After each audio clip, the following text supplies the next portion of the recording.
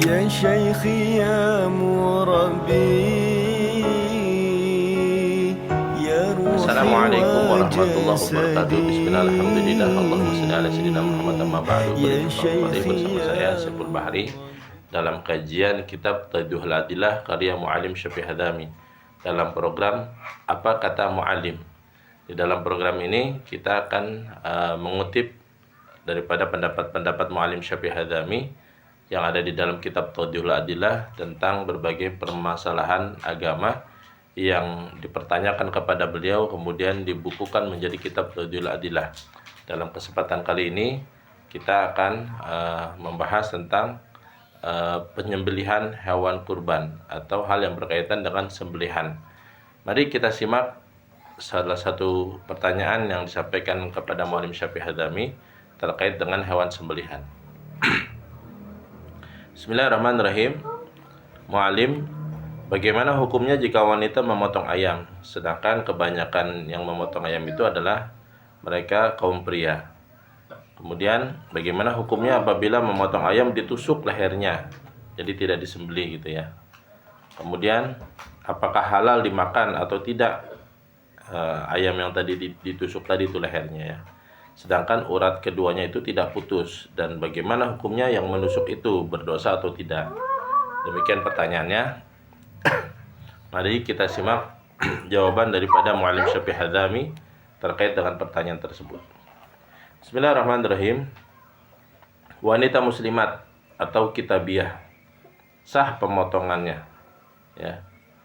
Kalau yang dimaksud kitabiah di sini yakni maksudnya ahlul kitab. Mereka yang mendapatkan pemahaman ilmu kitab suci ya dari nabi-nabi sebelum Nabi Muhammad SAW, yang kitabnya masih orisinal ya. Jadi kata beliau, wanita muslimat atau kitabiah sah pemotongannya seperti sahnya pemotongan laki-laki muslim dan laki-laki daripada kafir kitabi.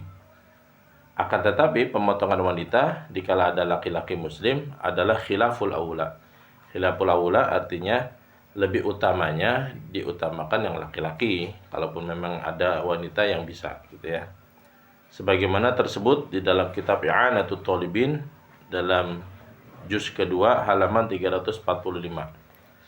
Kita bacakan ibaratnya, wal hasilu awlan nas bidabhi ar-rajulu al-aqil al-muslim thumma al-mar'atu al-aqilatu al-muslimatu thumma as-sabiyyul muslimu al-mumayyizu thumma al-kitabiyyu thumma al-kitabiyatu thumma al-majnunu was-saqranu wa fi ma'nahuma as-sabiyyu ghairul mumayyiz wa halat dhabihatu haula'i li'anna lahum qasdan wa iradatan fil jumlati lakin ma'al karoha kama nasu alaihi fil ummi khawpan min udulihim an mahali dhabhi wa yukrahu zakatul a'ma fil maqduri alaihi lidalik.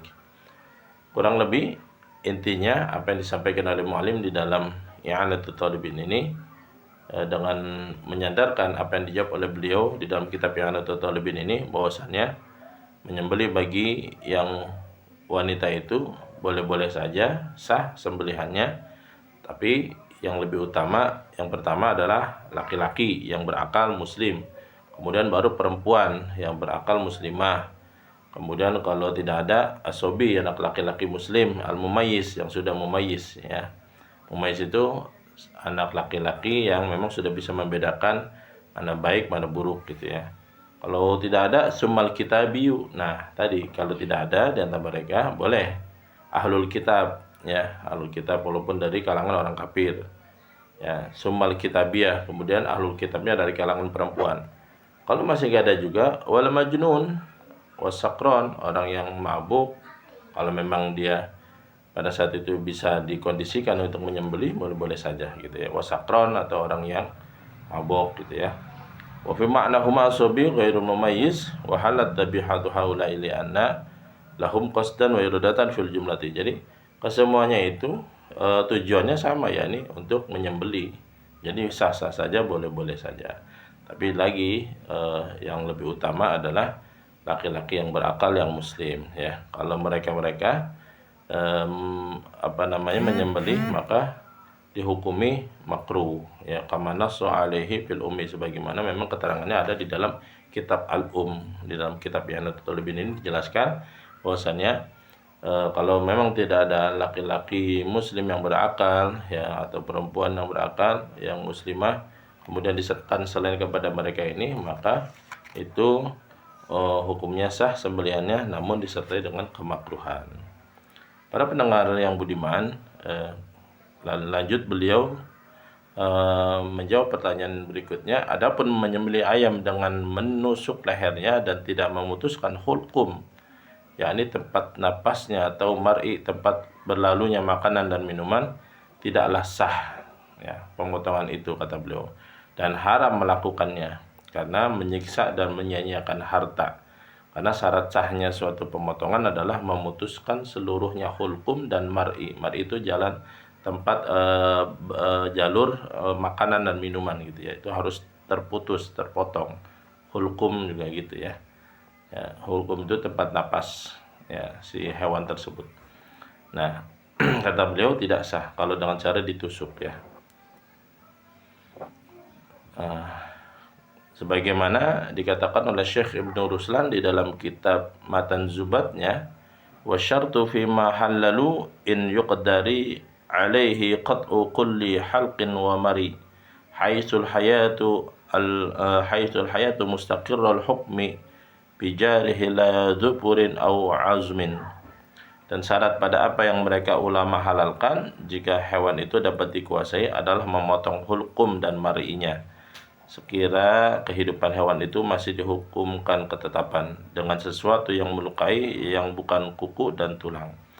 Demikian teman-teman semuanya, jawaban dari Muallim Syafi'i Hadami di dalam kitab Tawdihul Adillah terkait dengan hukum bagaimana seorang perempuan memotong hewan sembelihan, dan juga bagaimana hukumnya kalau seandainya pemotongannya dengan cara ditusuk, gitu ya.